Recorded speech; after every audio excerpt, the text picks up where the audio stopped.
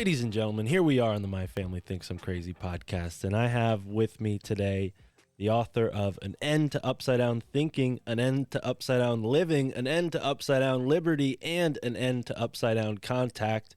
He is Mark Gober. He is the new host of a podcast called Where Is My Mind, and he is joining us here on the My Family Thinks I'm Crazy podcast. Mark Gober, how are you today? I'm doing great. Thank you so much for having me. Excellent. And thank you for being patient with the little intro switch up there. Where did this journey begin for you? How did this start? Well, it's been an unexpected journey. I grew up outside of Baltimore, Maryland. I was a competitive tennis player, so that was a big part of my life growing up. I traveled to national tournaments and very focused on school as well. So academics were a big part of my life, and I was very social. So growing up, I was just constantly busy, but I was focused on the next thing that I wanted to achieve, whatever that was. So I always had goals in mind. And after high school, I went to Princeton, where I was on the tennis team. It's a Division I program, so it kept me very busy. I was one of the captains of the team my senior year, and also, again, focused a lot on my academics, it's very challenging at Princeton, and social life on top of that. So much of the same. And I didn't really know what I wanted to do after that. Most of my colleagues or classmates then were going into business, so a lot of them went into investment banking or strategy consulting. So I wasn't, given that I didn't really know what I wanted to do long term, I said, well, why don't I try something like that? So I ended up going into investment banking, where I started my career in New York in 2008. So summer of 2008 is actually when I started. Great timing. It was absolutely brutal. People told me that it was going to be tough, but I figured I would be able to handle it. And I guess I did to some degree, but it was way harder than I thought it would be. And part of it was the environment. I was at a bank called UBS, so one of the large investment banks globally, that was having trouble like all the other banks. So there was stress internally. There were layoffs and things like that. I remember my class that was starting up, there were maybe 10% or so that were laid off shortly after our training program. So they were cutting back, and that was a stressor, just entering the job market, not having all that uncertainty. And then I was also in the group that was responsible for advising other companies that are financial institutions. So the clients that I was advising were companies like banks and insurance companies, asset managers. So all the types of companies that you would see in the news that were having big time struggles were the ones we were advising. So you could imagine that was a tough time, both within the company, but also dealing with distressed companies adds a lot of stress. And it's an environment that's known to be pretty hardcore, where you're expected to work around the clock and not sleep and work on the weekends. That's just part of the program. So at that point, pretty quickly working in investment banking, I knew it wasn't what I wanted to do long term, but it wasn't like I had some big vision for my life. So in 2010, I ended up leaving the firm and joined a company where I spent 10 years, first in the Boston office, and then I moved to Silicon Valley, which is where I spent most of my time. And the job there was to advise companies on their intellectual property and technology. So we worked with companies that had patented technologies, often big companies, but some smaller companies as well. So some of the smaller companies would have just a few key inventions, but some of the big companies would have thousands or tens of thousands, and they wanted help on how to manage all that innovation. So for me, that was more interesting in a lot of ways, because I got to work with inventors and learn about technologies, and think about every industry has technology, and we worked across the board. So that was interesting. But at the same time, I was working really hard and just kind of laser focused on what's the next client engagement. It was this cycle, a treadmill of I've got to achieve this next thing. And let's say I achieve it, and then I end up at this baseline level of happiness. And in the back of my mind through this whole period, I thought life was meaningless. So my worldview, my metaphysics, even though I wouldn't have used that terminology back then, was when you die, that's the end. There's no awareness or consciousness. There's no life after death. There's no spirituality or religion. That's superstition from the old times. And our science has progressed us past that. So we should give up those old superstitions and just accept the fact that we live in a meaningless and random universe, and not cry about it, because that's just reality. That's the way I thought, and explicitly so. And as I got older, I was more and more in that mindset. You can only go so long with that mindset, especially when there are ups and downs in life. And that's what started to happen more and more, because I was, even from the beginning, I was sort of lost because I didn't have anything in a compass directing my life. But I thought maybe, well, if I keep achieving the things that I want to achieve, there might be some magical, mythical place of happiness that would exist. And I started to realize that wasn't there. And I was looking for the deeper meaning in life. And then I would think about my metaphysics and wait, there is no meaning in life. And then on top of that, I started to have there were some business deals that I was working on, spent a lot of time on that didn't go the way that I wanted. Some things in my personal life didn't go the way that I wanted. And I was feeling super lost. This was maybe 2014, 15, 16 era, where I wasn't able to handle the ups and downs quite as much. And I didn't have direction. So in 2016, I remember a buddy of mine sent me a podcast. I think it was Tim Ferriss, and it was a venture capitalist on a podcast. And what was so interesting about that was podcasts were newer at the time. And I thought, this is a really cool thing to do outside of work, because I didn't have all that many hobbies when I wasn't working, because I was working so much and just thinking about work. This is a cool thing to educate myself. I can listen to very smart people talk. And then I started listening to more and more shows, started getting into alternative health, and learned about things like sensory deprivation, flotation tanks, which I heard initially on Tim Ferriss. So I started to do some sensory deprivation stuff. This was 2016. And then I heard an episode on a show called Extreme Health Radio, alternative health show. Wasn't looking for anything supernatural, but they interviewed a woman who was a psychic and talked about her supernatural experiences. And she sounded pretty credible. Her name's Laura Powers. And at the end of that episode, she mentioned that she has her own podcast called Healing Powers, where she's interviewed many other people from different backgrounds who had these experiences as well. It's not just an idea to them, it's something they actually, like a lived experience. And since I was listening to lots of podcasts anyway, I decided to listen to hers. And I ended up listening to all of her episodes from 2016 back to 2011 when she first started the show. They were pretty short episodes, so I got a lot of different voices in. And it wasn't scientific.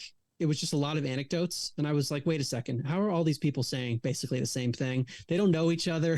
They come from different backgrounds. And then I started to read scientific papers and started to read books about the stuff. And I was totally hooked. This was like fall of 2016. And it got to the point where I had enough of an evidence base where my old worldview of a random, meaningless universe seemed to be incorrect.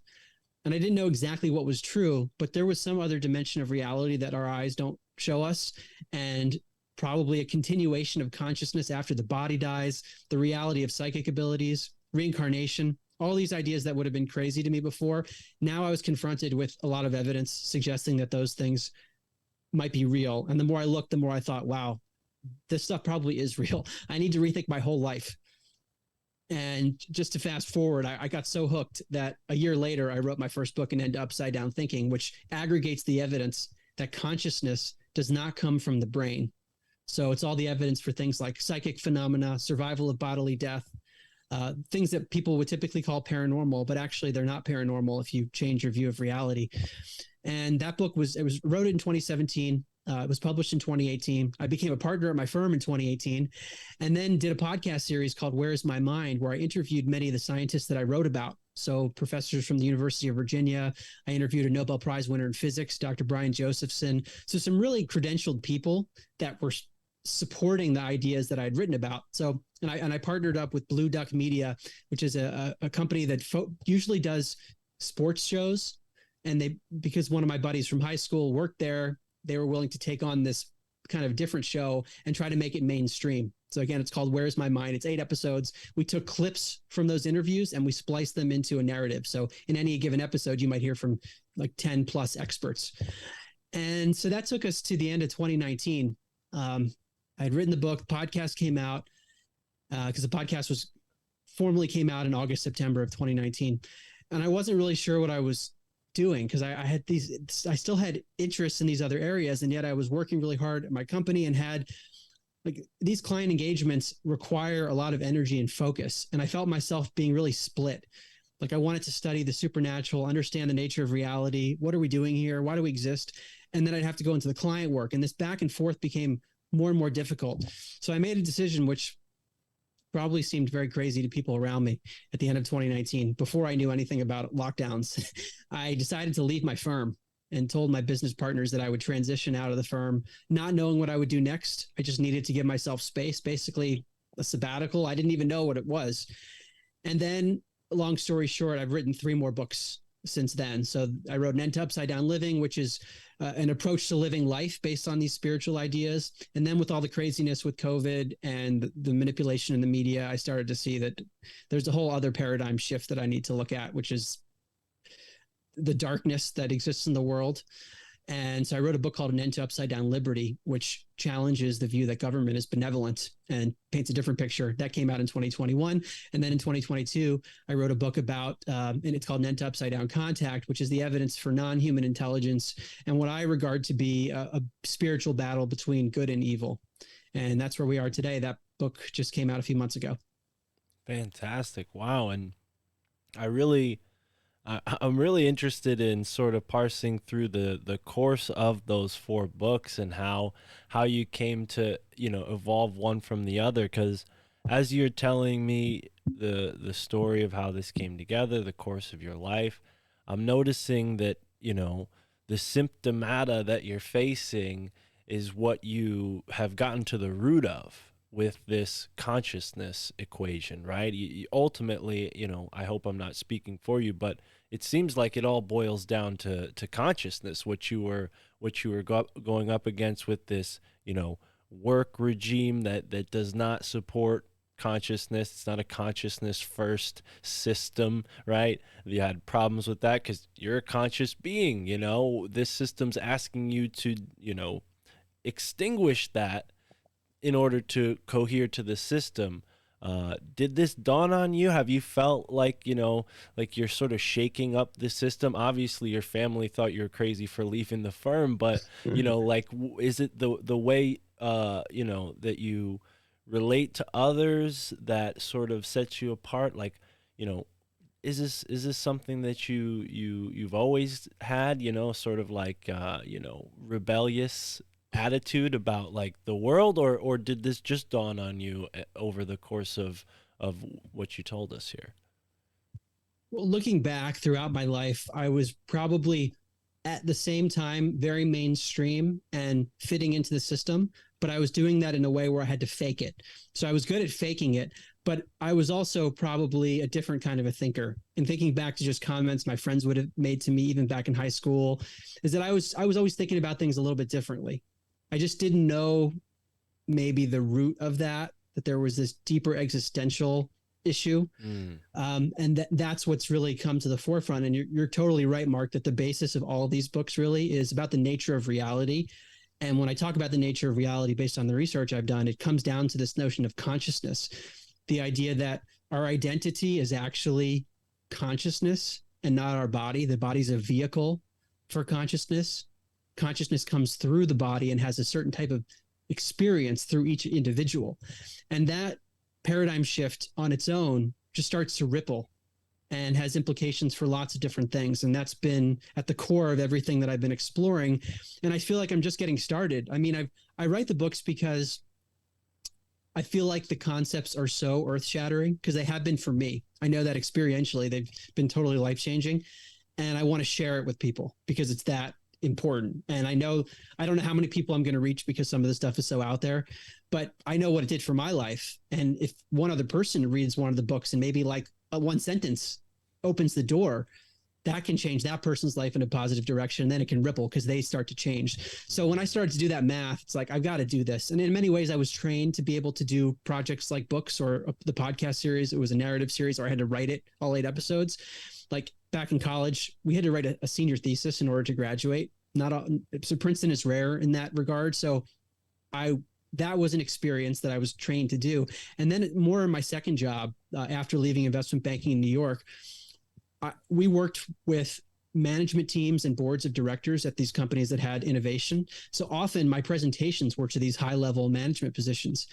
And that means they needed us, and usually the lower level people, which for most of the time was me, aggregating all the data and summarizing it so that a high level person could get the main point pretty quickly because they're busy with other things.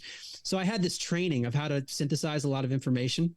So I was like, why don't I just apply this to these other areas that I think are more important on a cosmic global level? Even not to say that my work wasn't important, because it was servicing clients. It's just a different kind of importance. Right. To me, this has a much bigger impact. And that's what I've decided to do each time. The other part of writing the books and even the podcast series is that they help me solidify my own ideas. Like the process of going through all the sources and figuring out how to say things is really important, because I want to be able to communicate things, and the book writing and the podcast writing process has helped with that. So at one level, everything I'm doing first starts with me, and then I share. And that's actually my worldview, is that we have to try to be the best versions of ourselves first and foremost, and then we can be of service in some way. It's like on an airplane, they tell you to put on your oxygen mask first, and then you go and help people.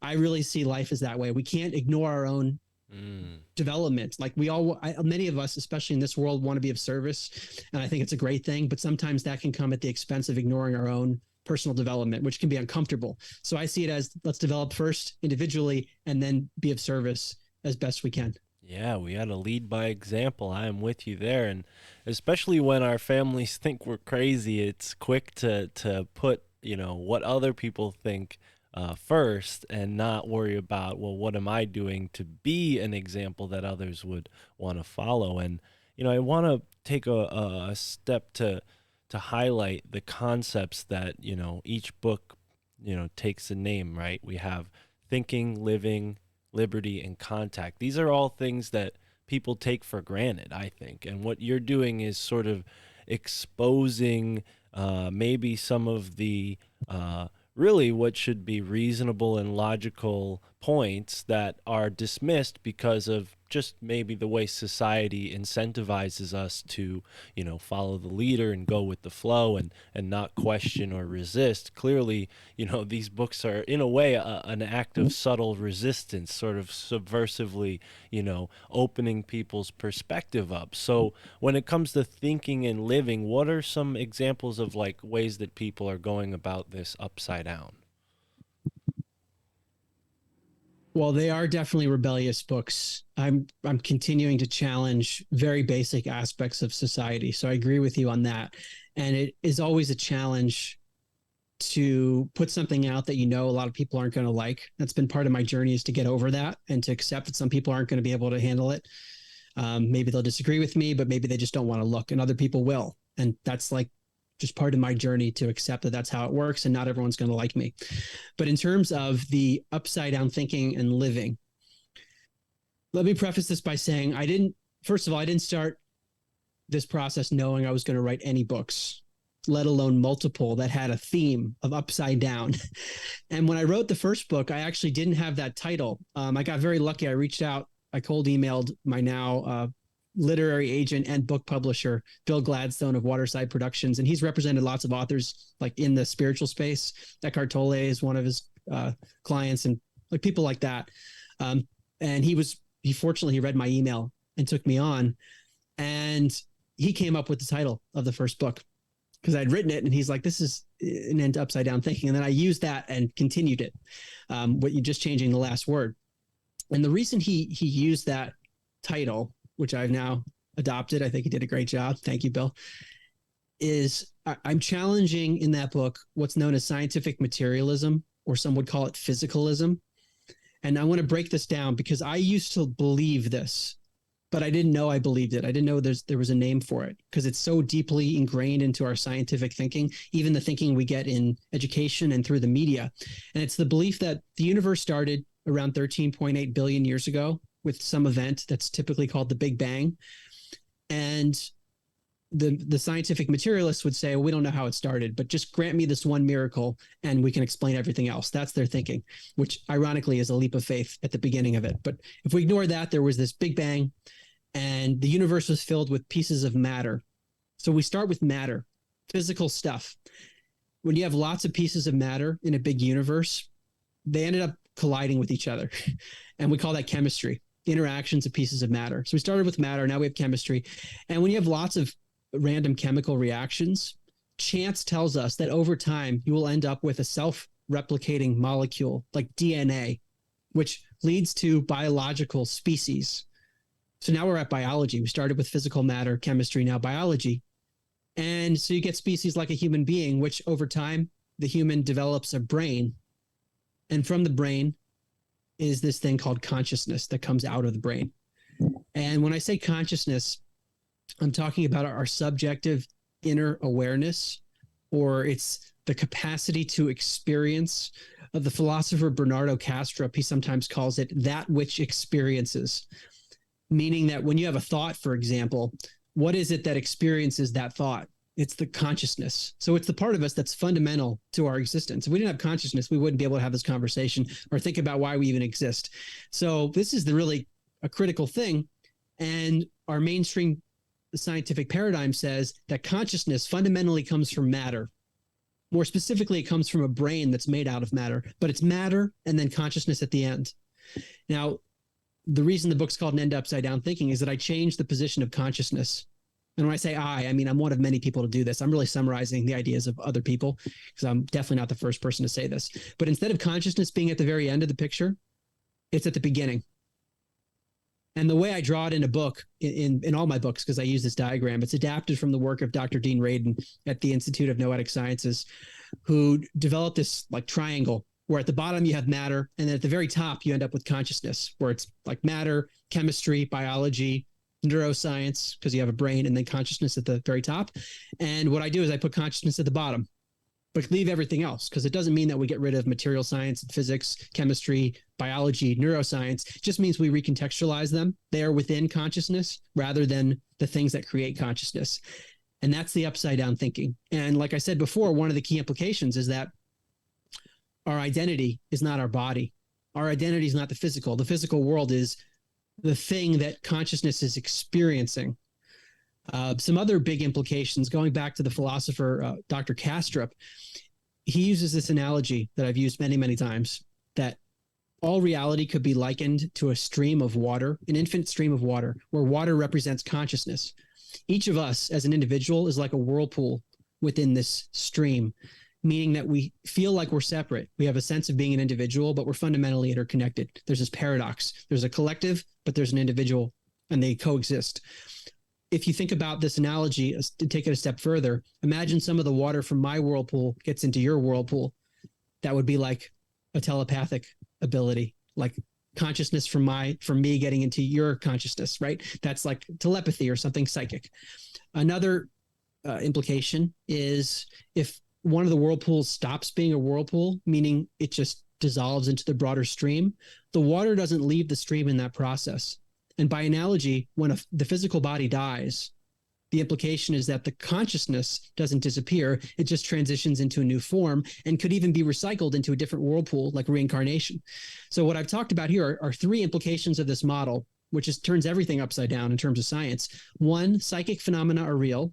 Two, consciousness survives when the body dies. And three, reincarnation is real.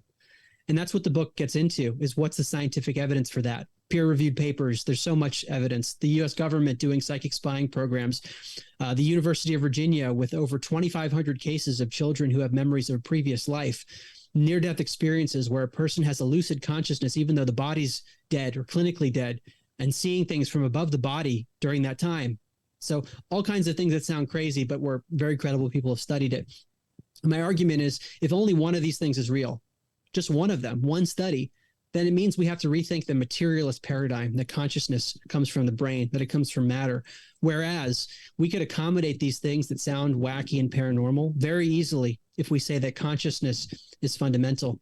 And actually, Max Planck, the Nobel Prize winning quantum physicist, and I get into quantum physics as well because it's related, he said back in 1931, I regard consciousness as fundamental. I regard matter as derivative from consciousness. This is the upside down thinking in a nutshell. And then if you apply that to how to live life, that's to your question about upside down living. That's what I do in the next book is I say, well, I start the book with the question, what is the overall intention of your life?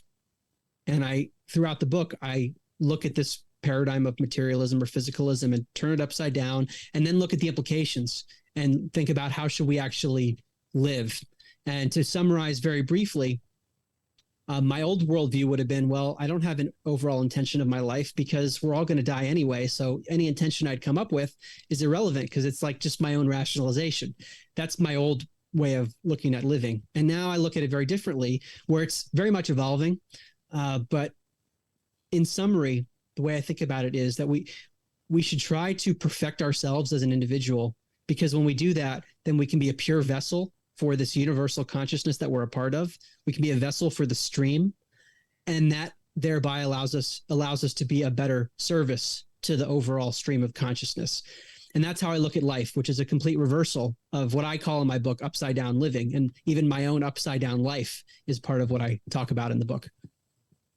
Wow, yeah, it's fascinating to think that we're in a situation where that type of thinking is upside down, and maybe hundreds or thousands of years ago it would have been different, you know? I mean, it's only the past so many years that we've even had this perspective, but we're told that, you know, the ancient peoples of the world had a far more scientific approach to living that was couched or coached with spirituality, right? And I guess my question is, do you think that we're heading to a point where science and spirituality will merge as one?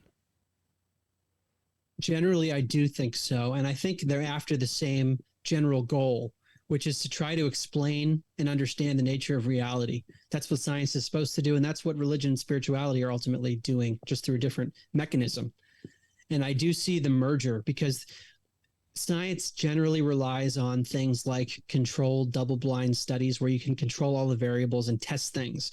And what I show in my books is that there are studies on this where they have examined psychic phenomena and other things in the lab where you can control certain variables and show that something's going on that we can't explain with traditional science. And whereas spirituality and religion often rely on ancient texts or anecdotal accounts, which we can't put into a lab, but sometimes when people throughout history have described very similar experiences, that can be powerful when you start to aggregate the experiences. And it's something I've done in all of my books, but especially Upside Down Living, where I look at these awakening accounts of people with all different backgrounds. They talk about experiencing the oneness, the interconnectivity. They say it's very difficult to describe with words.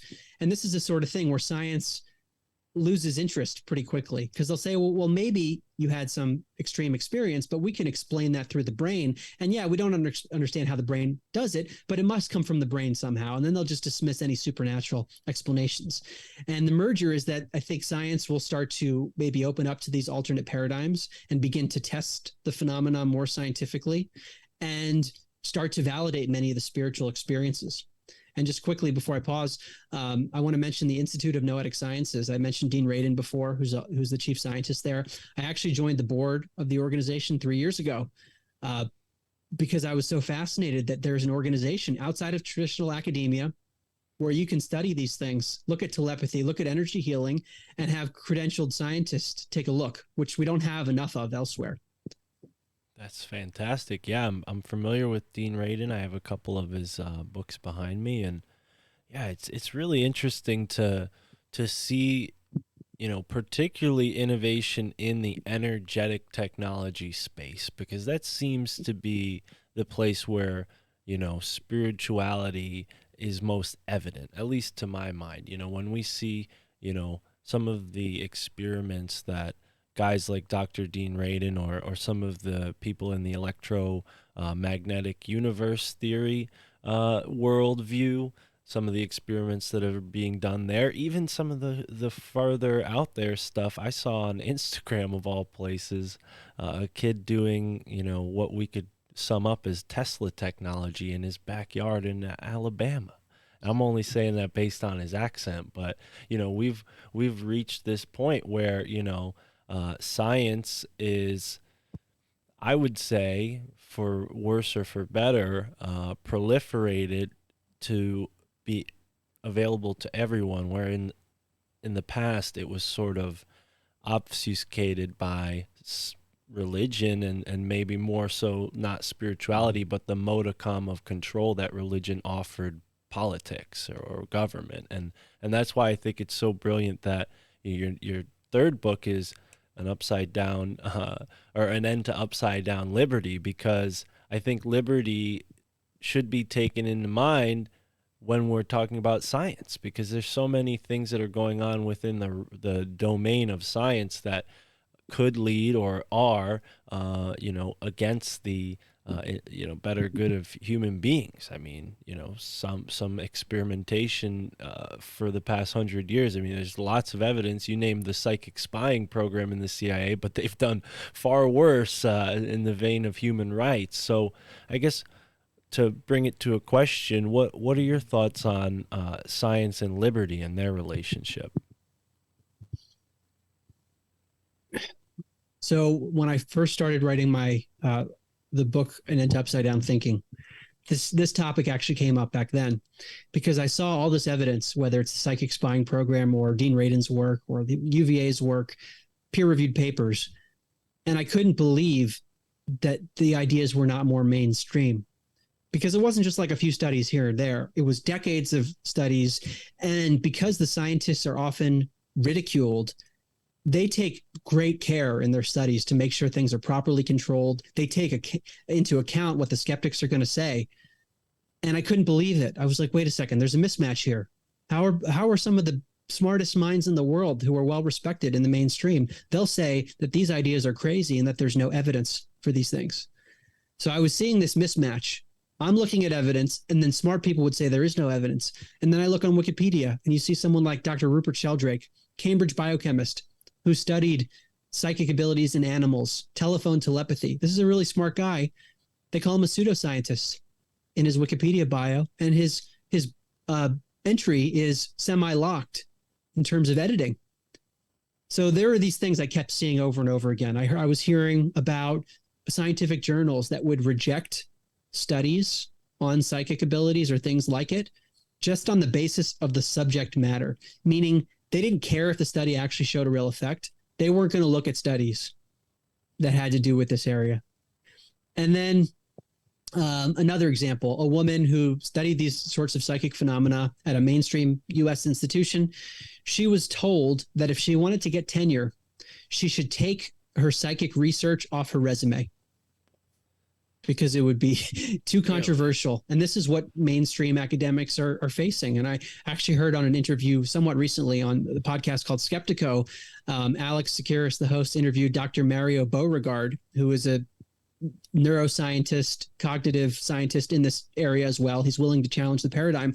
And he talks about the organization that he's with in Canada. And one of the leaders of the organization told him, as long as I'm here, you will never study these phenomena. So there's this an active suppression, right, which gets to your question about liberty, because isn't science about the free expression of ideas and testing it against the scientific method? It doesn't appear to be that way. What I'm seeing more and more of, and having gotten to know some of the scientists myself, what I'm seeing is that there is a paradigm in science, and you're free to do whatever you want. You have great liberty within that paradigm, but the minute you leave that paradigm, they're not going to go there. And we see that in other areas too of culture, where it's like we're so tolerant as long as it's in this domain, but as if you leave the domain, we're not going to be tolerant. Lots of these ironies and paradoxes and hypocrisy that we see. So I was primed with that in the consciousness space. Getting to your question about liberty, I saw the lack of true expression, free expression, and then also professionally, I saw this working with inventors, that there was I don't understand how the world works exactly, but I've seen the effects of the world where you can be shut down by powerful organizations and people, and I don't know how it works. It definitely impacts the judiciary system. Judges are not immune to this sort of thing. The media is not immune, where the media can put out false statements about you, and then it becomes the status quo. And to overcome those false statements, it's really tough. And when you go against the mainstream, these forces seem to come out. And you can imagine when you're dealing with innovations, if you challenge big companies because your invention might supplant them, there would be a great incentive for big companies to want to steal the invention. Like, forget about the fact that you might have a patent on it. Let's use every legal means we can to try to destroy the patent, destroy the company. Those sorts of things are very real. And that's how the world of business works. It's not unexpected, but I saw it. That's my point, is I saw these forces at work. I experienced it. I saw the negatives of it at a very visceral level, where it even affected me, because some of the deals I worked on were affected by these forces outside my control. And that leads to the book on liberty, where I started to see this suppression applied to COVID science, where you couldn't ask questions about injections. You couldn't ask questions about how lethal COVID was We couldn't ask questions about, like I remember early on in the pandemic, there were doctors speaking out, ER doctors, explaining what they saw in the ER. And basically they were saying it wasn't quite as bad as the media made it out to be. They weren't saying nothing was happening. There were people that were getting sick, but they painted a very different picture. One that might have questioned whether we should lock down all of society and destroy the economy for this thing. Those people were shut down very quickly. Right. Their videos were removed from YouTube. And I'm like, okay, there's a pattern here. And that starts to lead down a rabbit hole of looking at the corruption that's embedded within our world, really systemic corruption, which, as I talk about more in my contact book, might relate to metaphysical good and evil. But I want to also talk about your point about mind control, which is what you're alluding to, some of the experimentation that's done on people, like MK Ultra programs, where people's minds are not free because their personalities are being dissociated through torture techniques. Really dark stuff that I'm sure your audience is familiar with, but that was new to me. I didn't realize that experimentation was going on. And as I went down the rabbit hole more and more, I realized that this notion of liberty was really fundamental to all of it. And to me, it's a spiritual principle, because if we are consciousness embodying in the physical world through the physical vessel, then what are we here to do? And I want to take a few steps back, because it gets into metaphysical, how the metaphysical leads into liberty. And one of the key points I make in the Liberty book that I don't see as much in political and economic literature. I see a lot of political theory, a lot of economic theory, but not how the metaphysics ties into it. So if you look at near-death experiences, instances where a person has had some kind of trauma to the body, let's say it's cardiac arrest, you would expect, based on mainstream science, that the person should have no memory during that period if they're resuscitated, because their brain is barely functioning or it's completely off. Because in the case of cardiac arrest, blood stops flowing to the brain. We know what happens to the brain. And if there is any residual brain functioning, it shouldn't be capable of producing a clear memory. And yet what happens, as Dr. Bruce Grayson from the University of Virginia told me when I interviewed him for my podcast, he said, we're left with this paradox that at a time when the brain isn't functioning, the mind is functioning better than ever. And this is what people report. They say it's realer than real. So it's not like they have some kind of hazy vision. No, it's clearer than what they usually see. Sometimes they talk about omnidirectional 360-degree vision hovering over their bodies. Sometimes they see things in the room or outside their room, which are validated upon being resuscitated. So they tell the doctor what happened. They tell family members, and they say, how do you know that happened? That was very specific, and you were dead, and you're describing it from above your body. That's crazy. Well, it's not crazy if consciousness isn't tied to the body. And when the brain shuts off, consciousness is actually liberated, which suggests that the brain gets in the way of our experience. In any case, I give that preface because what happens in 20 to 30% of the time of near-death experience accounts, depending on which expert you talk to, people report a life review. They relive their whole life in a compressed amount of time. So something like, Einstein's relativity theory, where time can be compressed, that something must be happening, because people relive their whole lives sometimes, and it's not that long period of time. But the key here is that they become the people that they impacted. They literally become that person, and they feel the effects of how you treated that person. They get to see it through that person's eyes. And one of the people I interviewed for my podcast is Dannion Brinkley, who over the course of decades has had 4 near-death experiences. And when I interviewed him a few years ago, I was asking him about his 3 near-death experiences. And he's like, Mark, I just had a 4th. I just had another near-death case where I think it was cardiac arrest twice, brain surgery, open heart surgery twice, brain surgery once, and he was electrocuted once. So each time he goes into this near-death state, and he has a life review that starts at the beginning of his life and goes up to the time of whatever the current state is. So certain things he had to relive 4 times, including the traumatic events, like being the person in Vietnam that he killed when he was in combat. He got to be that person that he killed. So that had a major effect on his life. He also became the children that no longer had fathers because he had killed the father in combat. So he felt the indirect effects of his actions. So he comes back from these near-death experiences. His life has changed. He becomes a hospice volunteer. And this is very common for people who have a near-death experience. Their life changes because they experience a different reality. And they realize it's not about how big your house is or what kind of car you drive. In the life review, they say the little things are the big things. It's how you treated the cashier in line And one of the experts I spoke with, Dr. Jan Holden from the University of North Texas, told me a story of a near-death experiencer who felt what it was like, saw the impact of the person's negative interactions with the cashier in line, and felt how that negative interaction put the cashier in a worse mood and negatively impacted everyone else in line. So you see this ripple effect of how our actions affect people, but you also get to see the good part of it. So Daniel Brinkley, when he became a hospice volunteer in his later life reviews, he got to feel what it was like to comfort that person when the person was dying through the dying person's eyes. So you feel the good and the bad. If you combine the life review with the studies on children with past life memories at the University of Virginia, which is suggestive of reincarnation, this idea that we're here to try to see how we can act towards people, and then we have a chance to reincarnate and learn. It suggests that we are here to evolve at the level of our consciousness, and each body gives us unique experiences to have different learning experiences in the physical realm, which we take with us after we die. That's the general idea. And to go back to Dr. Grayson from UVA, what he says about the life review, this idea of wanting to treat people well because we're interconnected, it's the golden rule, effectively. He says that what people tell him when they come back is that it's actually beyond morality, that it's natural law. Natural law, meaning it's built into the fabric of reality somehow. If you apply this concept to the notion of liberty, tying it back to government and these sorts of things, the way we do society goes against natural law. It goes against the metaphysics. And I'll actually pause there, and if you want to ask a question, then I'll go into the politics of this, because that's a separate topic, but it's really important to this too. Yeah, no, I'm right there with you. I want to hear the politics. Okay. I did have a question, but you piqued my interest with that, so go for it. Okay. We'll return to it when I stop after this one. Okay, I should preface this by saying that I was not a political person before 2020. I didn't care. I maybe cared to the extent that it affected like patent law, because that affected my job. But I wasn't someone who was very in tune with what was going on in the world, or like pop culture or any of those things. That's changed a lot for me since I left my job, and I've had a lot of time. And I've also become interested from a spiritual lens in what's happening. So I come at it from a pretty clean slate, because I wasn't a Democrat coming in. I wasn't a Republican.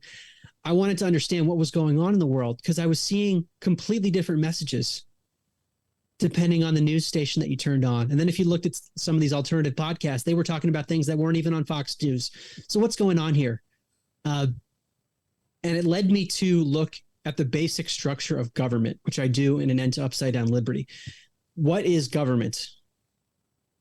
It ultimately is a body in society that provides services to the citizens of a certain jurisdiction. And the services are very important things, like the servicing of roads, military, court systems, the whole legal system, things like that, really important things.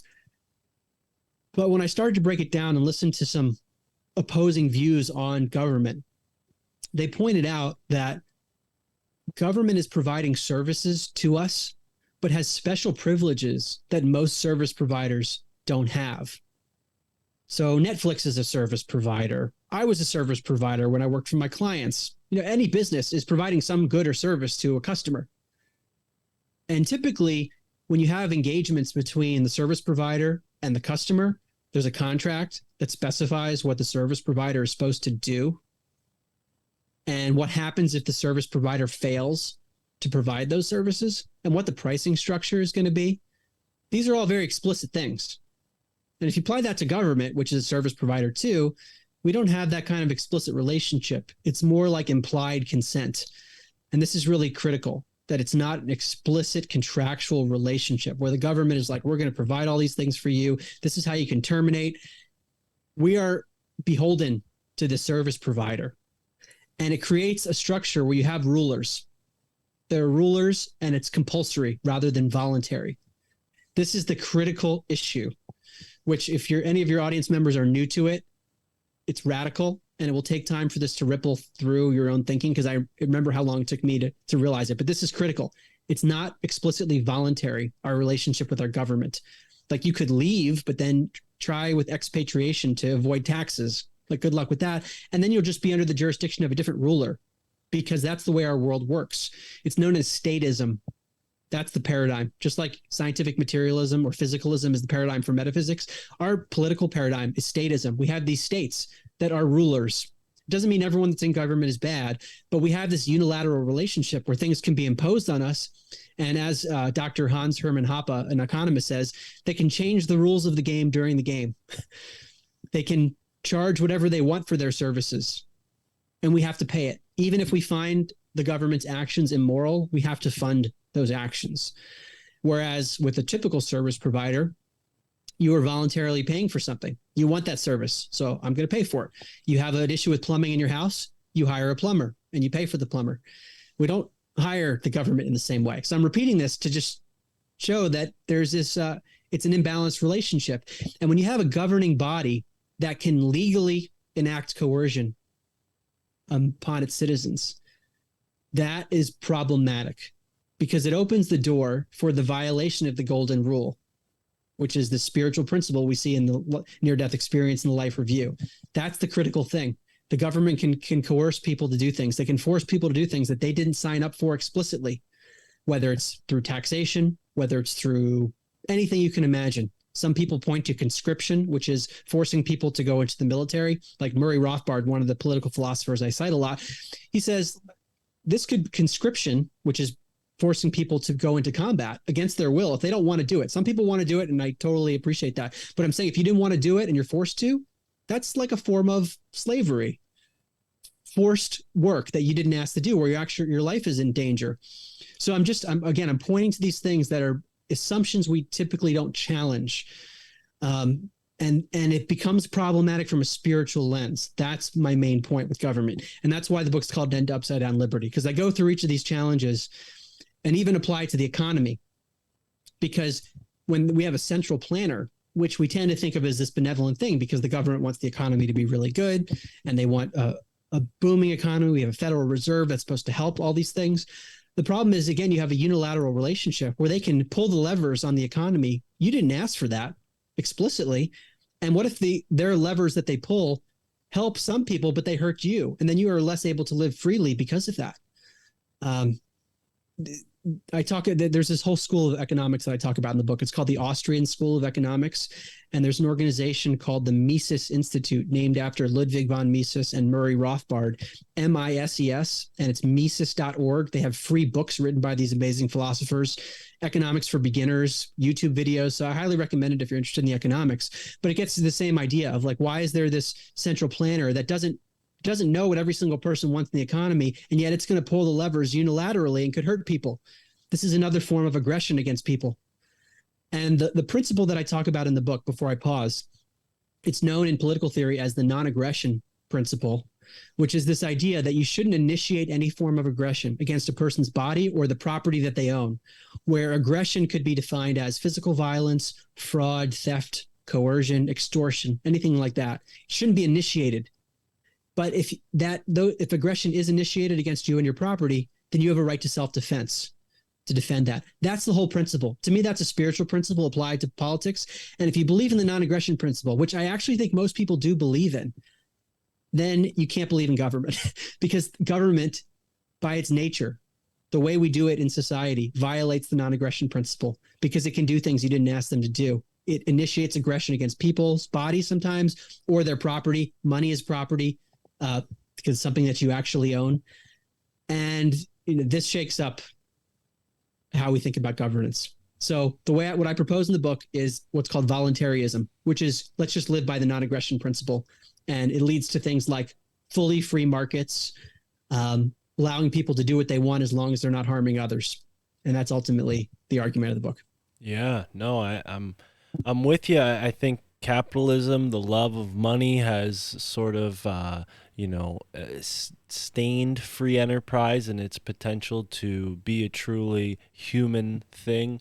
But when it comes to these paradigms that we've been basically, cordoned off into as people, at least in this Western society, just speaking for this country, maybe, what do you think it's incentive? Do you think it's ignorance? I mean, what is the main, or is it intentional? Have we been sort of born into a system, like you said, a game where they can just swap out the rule book when necessary at their will.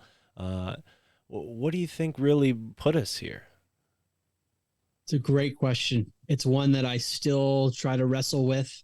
And it goes back to the question of consciousness, even like, why is the consciousness science suppressed? Why is there seem to be this desire to suppress our inherently spiritual nature and the fact that we have these psychic abilities and all these things where the individual is very powerful? There's a theme here because government inherently, the way we do it, suppresses the power of the individual and can shut people down. If the government says you're a threat, they get to define morality. Now, why is that?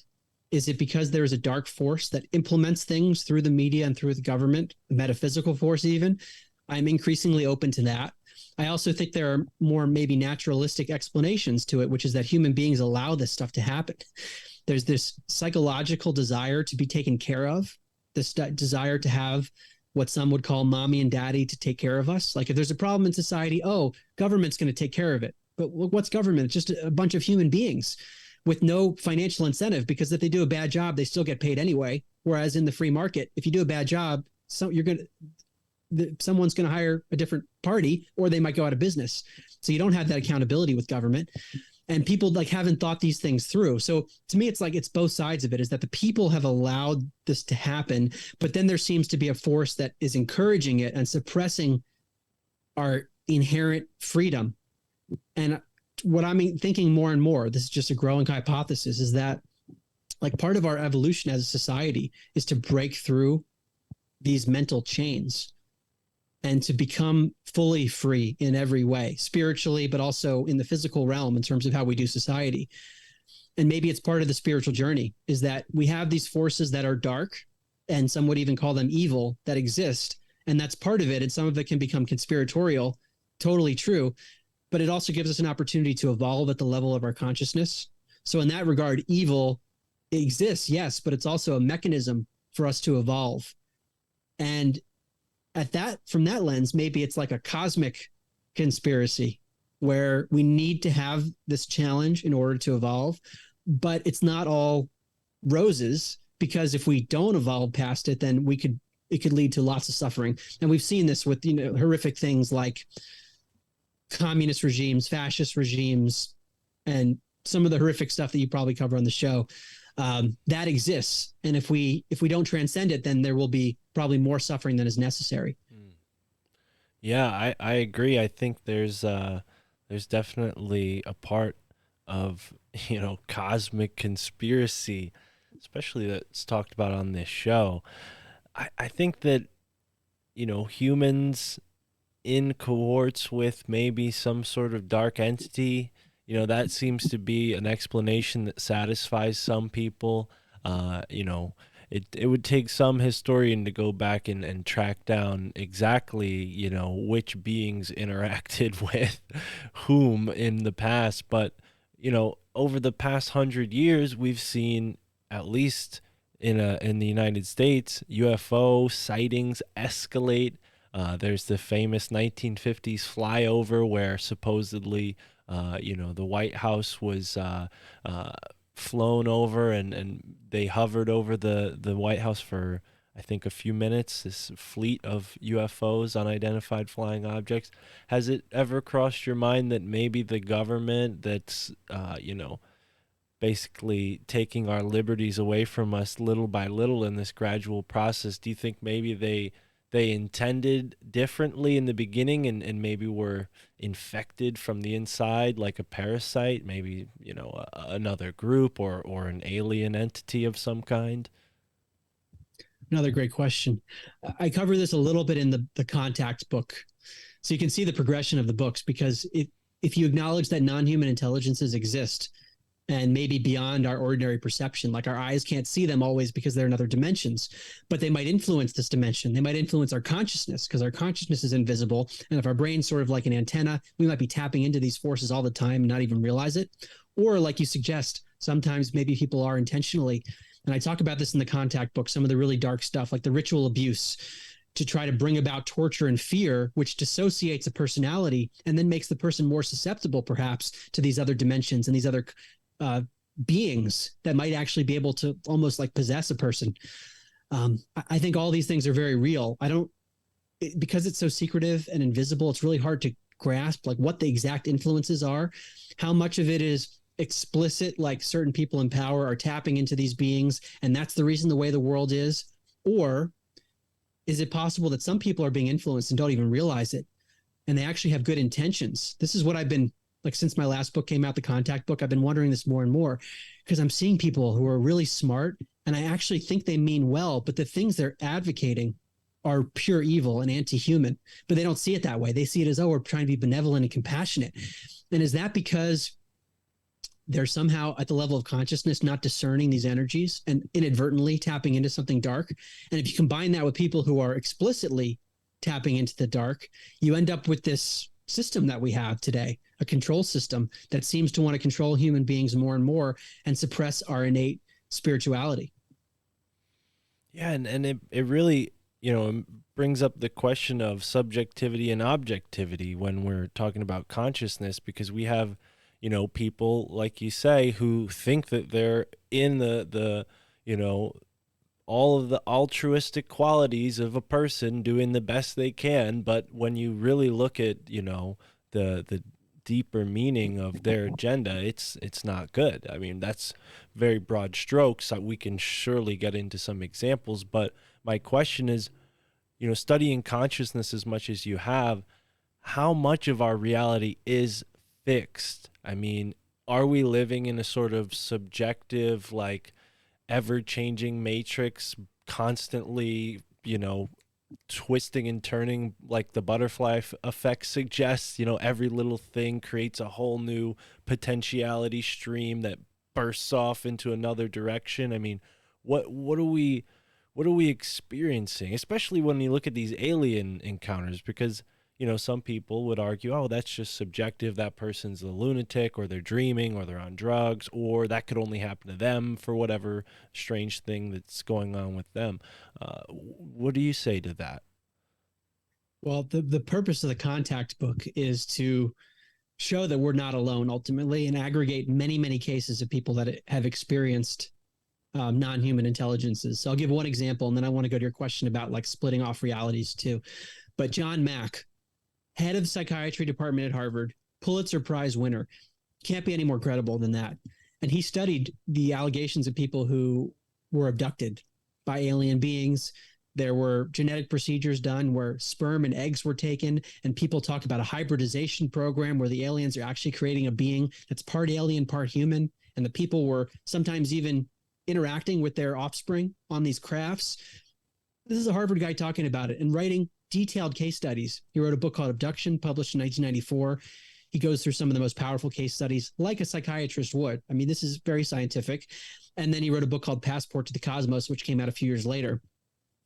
What I would say is that there's just so much evidence and the details are extremely bizarre. They're consistent, sometimes in children, but across cultures. Sometimes you look at ancient mythology and ancient accounts, biblical accounts, for example, they all start to sound very similar to some of the things that are happening today, whether it's accounts relating to UFOs or even accounts like a near-death experience where people will encounter beings of light, deceased relatives, spiritual beings, the psychedelic DMT, dimethyltryptamine. In Rick Strassman's study from the University of New Mexico, he was surprised to find that people were encountering beings, intelligent beings, while their body was still with him. Their consciousness went to another dimension, and they had experiences that were just like the abduction accounts that John Mack was studying in this other dimension.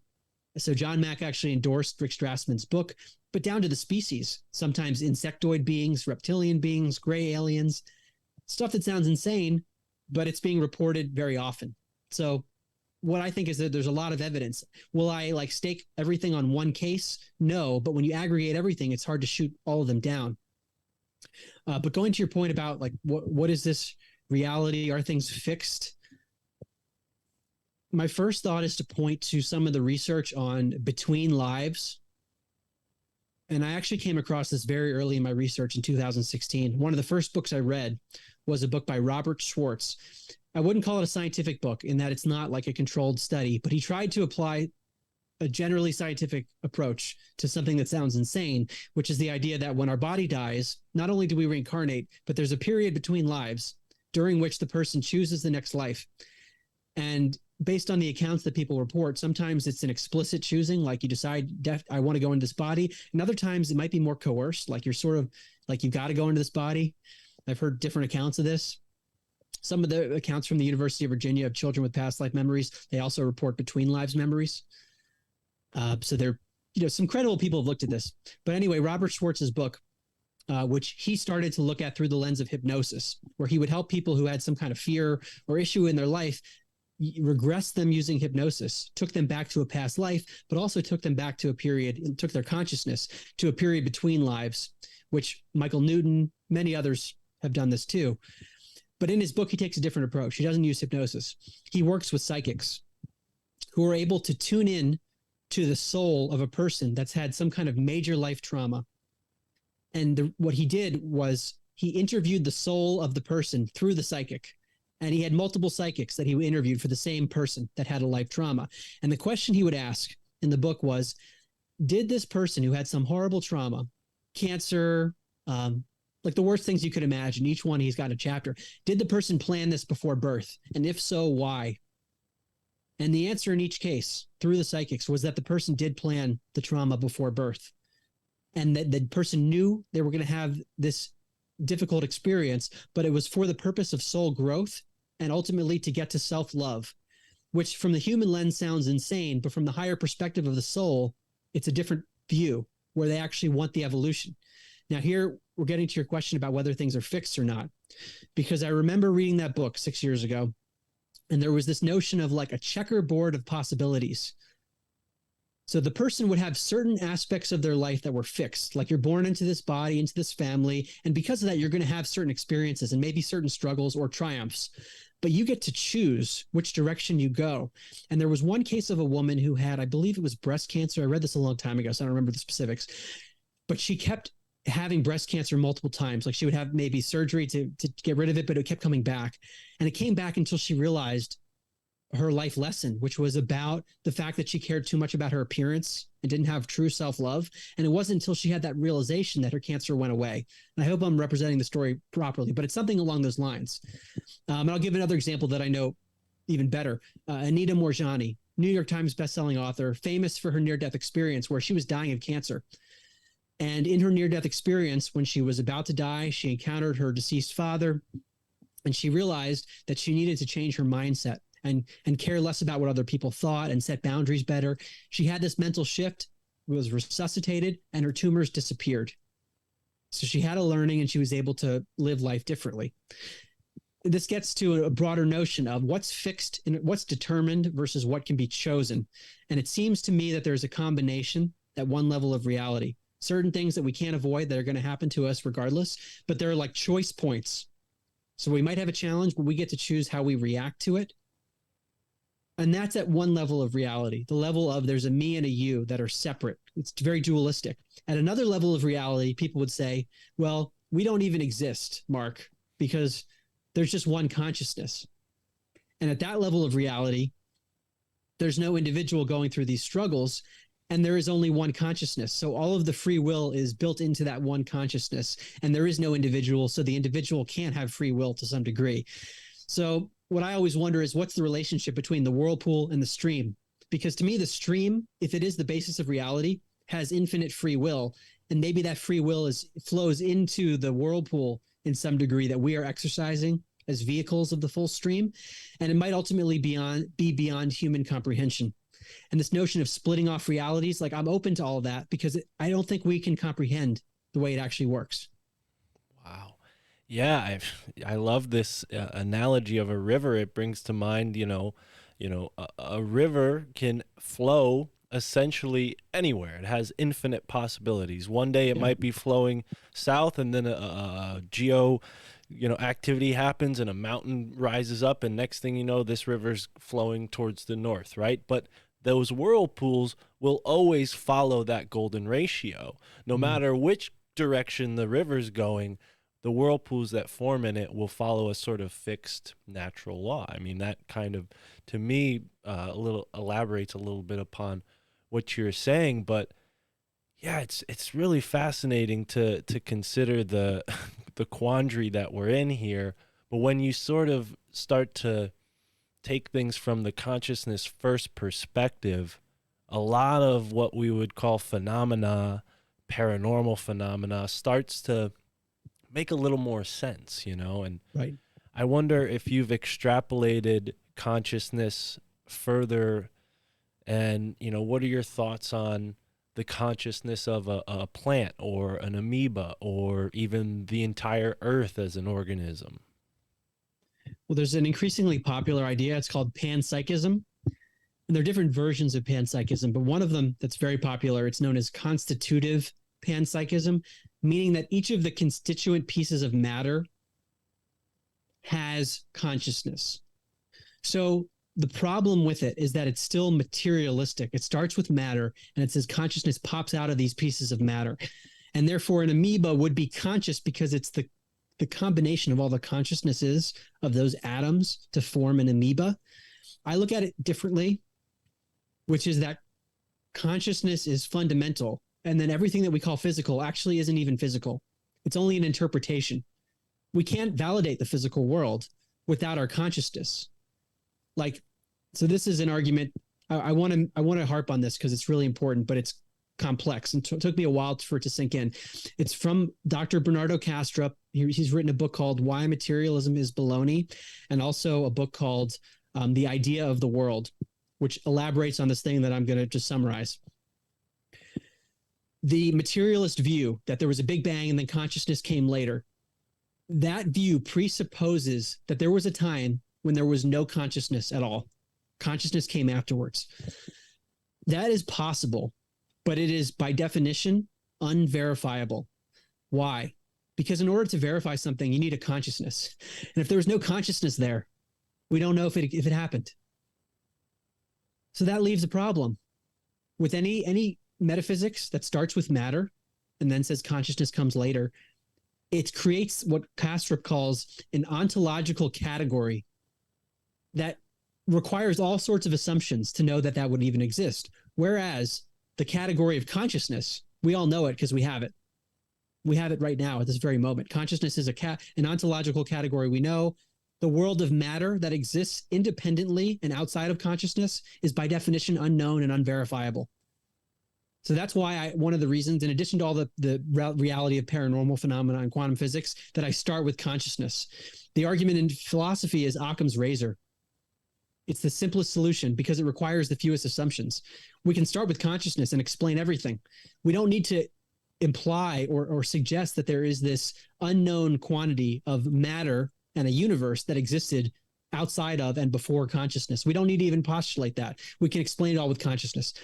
And so that's why I start with consciousness. And it also aligns with people's experiences. They say very similar things. I haven't experienced it myself in this way, but in near-death state, a psychedelic state, meditation, they talk about a one field that they're a part of. Now, if you buy that as your metaphysics, some call it idealism, that's the technical terminology, then the material world is not actually material, but it appears to be material. We perceive it that way. Our eyes show it to us, and we do this complex interpretation that there's a chair here in this room, and there's a tree outside over there. Those are just interpretations.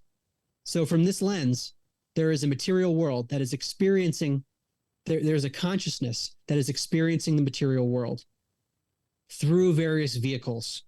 And to me, it experiences it through all forms of matter, through an amoeba, through a plant, through a human, through an animal. It's just those are different vehicles for the consciousness to have a targeted experience. Now, with animals, there's good evidence for this with Dr. Sheldrake's studies.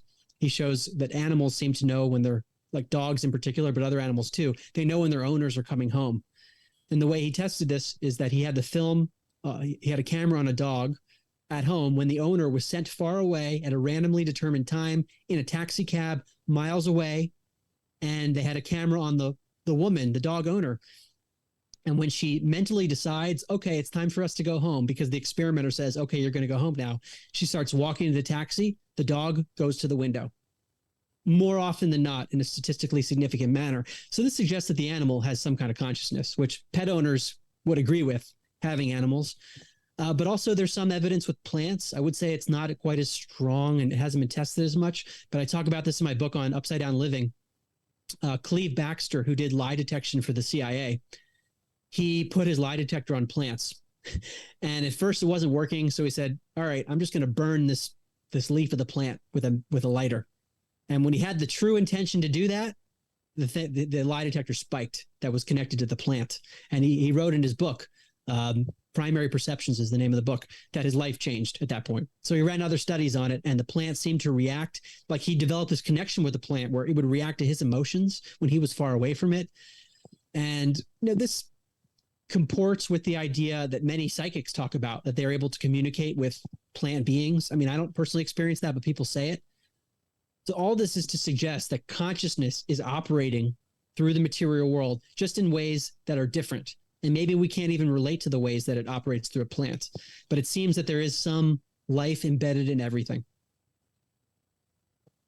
Yeah, I myself, I think of myself as sort of more of a reasoning person rather than an experiencing person. I reason my way through a lot of this thinking, and I rely on other people's experiences to understand this. And I feel like you resonate with that. Is that true? I mean, you mentioned at the beginning that you're always setting goals for yourself. So my question is, what's your next goal? I mean, do you wish to experience this? Because I would make the assumption that you're more like me, and you sort of see your way through it in a, left brain sort of way rather than a right brain sort of way. Yeah, I think we're alike in that sense. I mean, my path has been mostly intellectual. Like I want to understand it and be able to explain it to people and explain it to skeptics. Right. Because I was a skeptic when I started. I didn't just believe it overnight, but I have had some experiences that are worth mentioning. I started to have lots of synchronicities. I talk about them in the Living book because I go through more of my personal journey in that book. But weird coincidences where my rational mind was like, the numbers don't add up. This is beyond chance. And they kept happening over and over again. I would write them down in my iPhone. Like I would have notes, just keeping track of all the synchronicities. Very strange things that were powerful to me. And then also I started to get more into meditation over time. I went on a few meditation retreats when I was transitioning out of my job. So early 2020, before lockdowns, I went on 2 meditation retreats. They were silent, roughly a week long, a little under a week, no gesturing at people, no technology. Very difficult for me to do, but I started to feel energy for the first time. And I had 2 experiences actually outside the retreats where like the density of my body was overtaken by a very light energy. And it felt like, I guess I would call it love, something very blissful, but it was only brief. I thought I was going to die. My body shut it down both times. Crazy, like very crazy feelings and very difficult to describe. But I had the experience. It was a glimpse. I would not call it anything close to what many other people have experienced. I am not very caught up on having the experiences.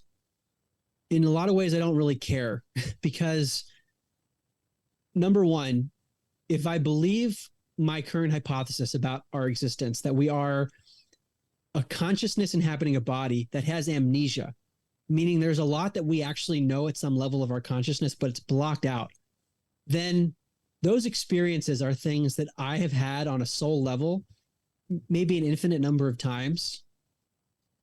So I just have forgotten it. Like all of us, we've forgotten it. So do I really need to have it? Is it the problem with searching for experiences? I see this a lot in the spiritual community, is that it becomes its own like materialistic distraction.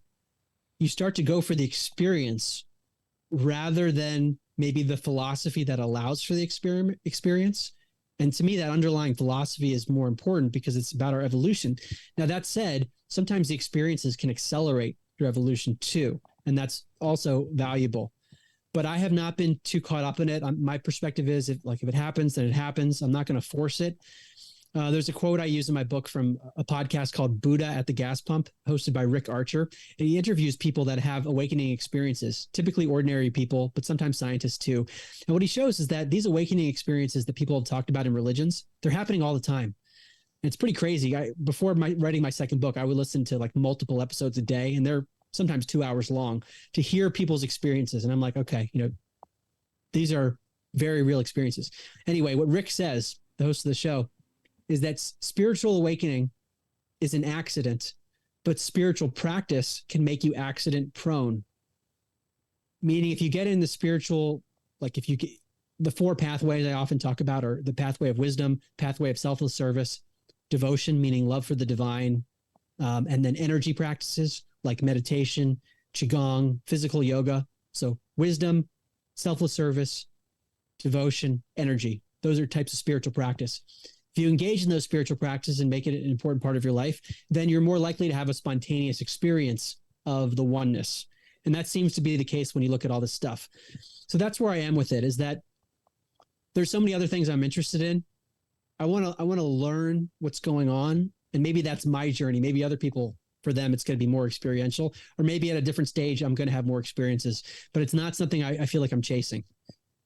Yeah, that makes a lot of sense. And I resonate with that. I think you're pursuing wisdom and Yeah. you know, experience can serve its purpose. And then, you know, we have to be aware when it stops doing such, because, you know, all things can be used and overused, right? And I think that's the point you're making there. And I agree. I think, you know, specifically when it comes to some of these really powerful psychedelic experiences, there's a certain percentage of people who have the experiences and then it's not enough, and there's this sort of, you know, habitation or behavioral sort of coping that's going on.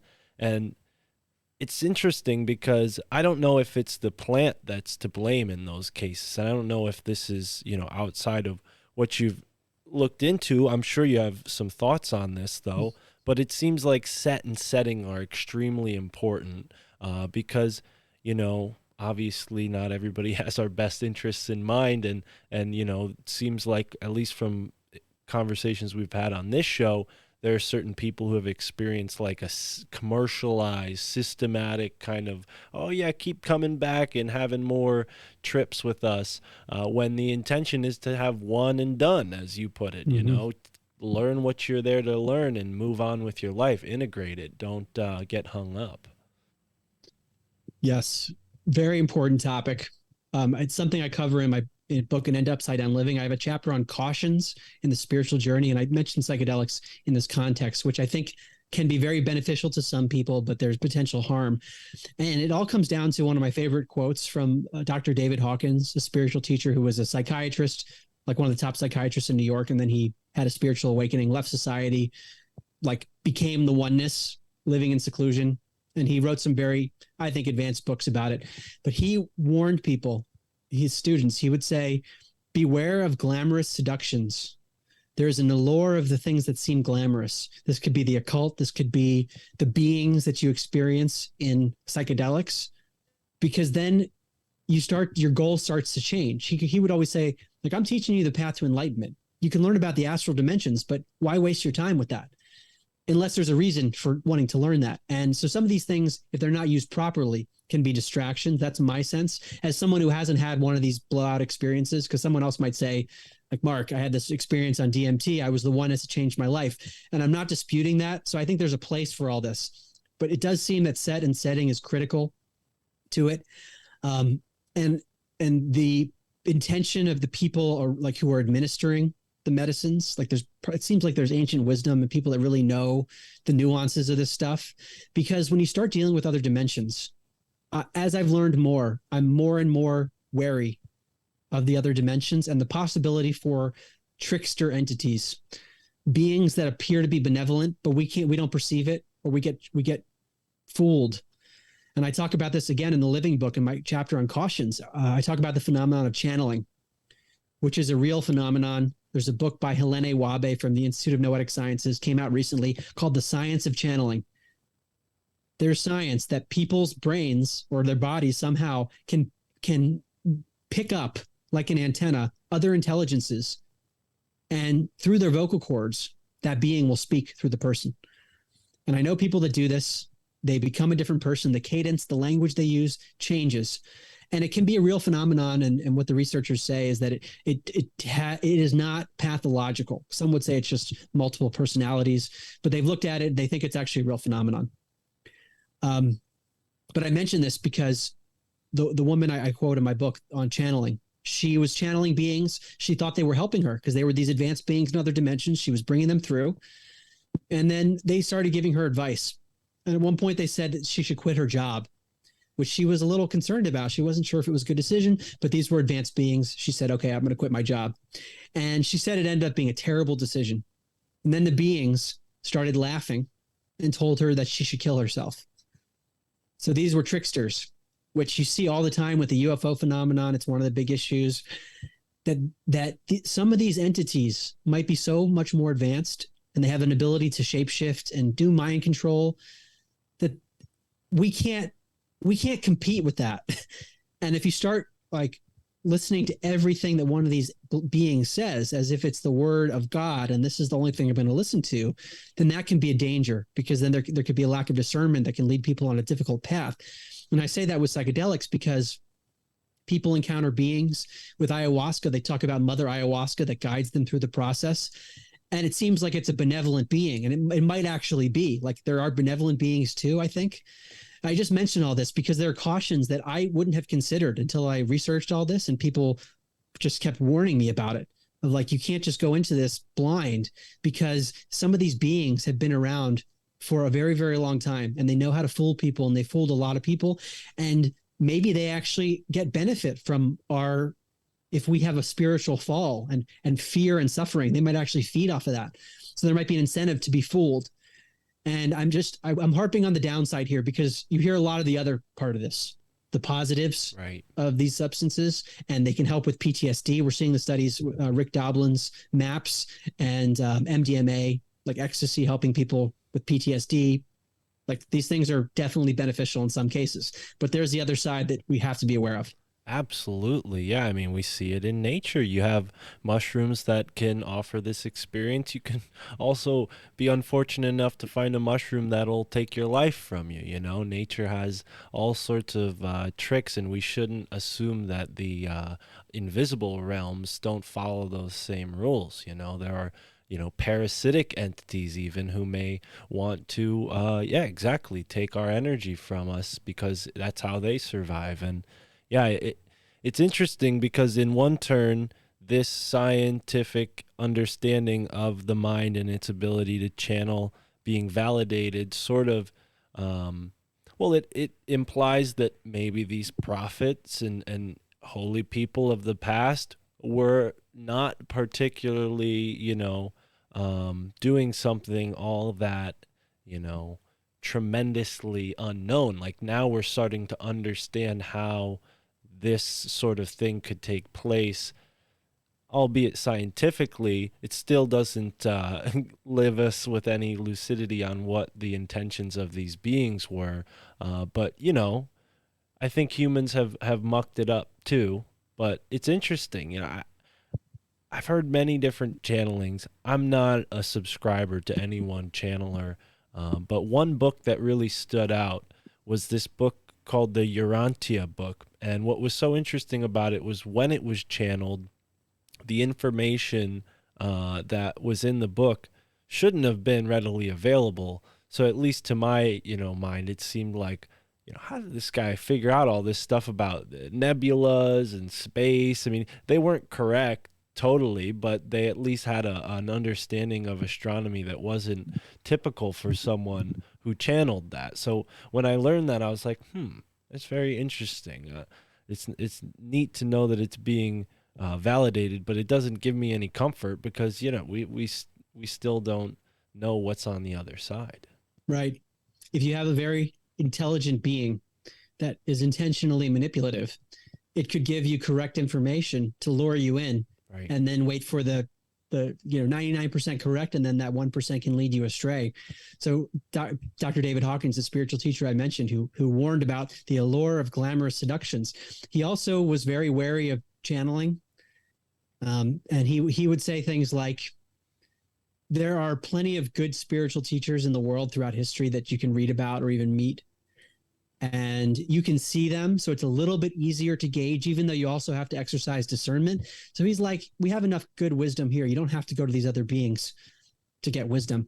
And then at the same time, it's possible that some of these beings are feeding us technologies or who knows what. I mean, before I write my books, before I even write a word or type the first word, I always set the intention that I'm going to be a vessel for whatever's for the highest good. And if there are benevolent beings that can work through me as a vessel, that like I'm here for that because my intelligence is limited as a human being. So I do think that there like are these positive forces that can help us too. It's just a matter of being really careful with it.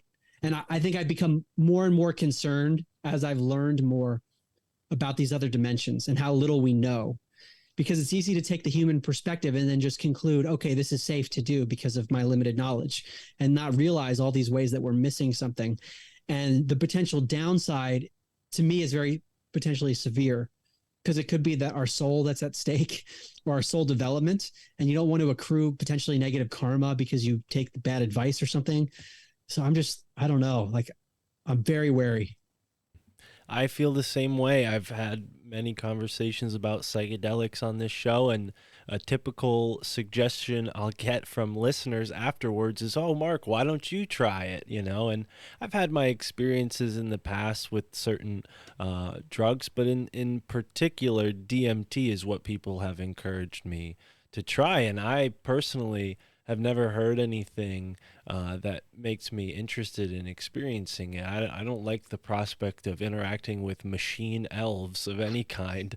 And, the fact that it's somewhat man-made or altered by man also bothers me. I would be more inclined to try DMT through like the toad route or the ayahuasca vine route, rather than sort of this whatever it is that they're putting in cartridges these days, or that powdered substance. But yeah, it's it's interesting because it seems like it's being promoted more than ever, and whether it's a class war or purely for profits, drugs seem to be used as a weapon against us more often than not.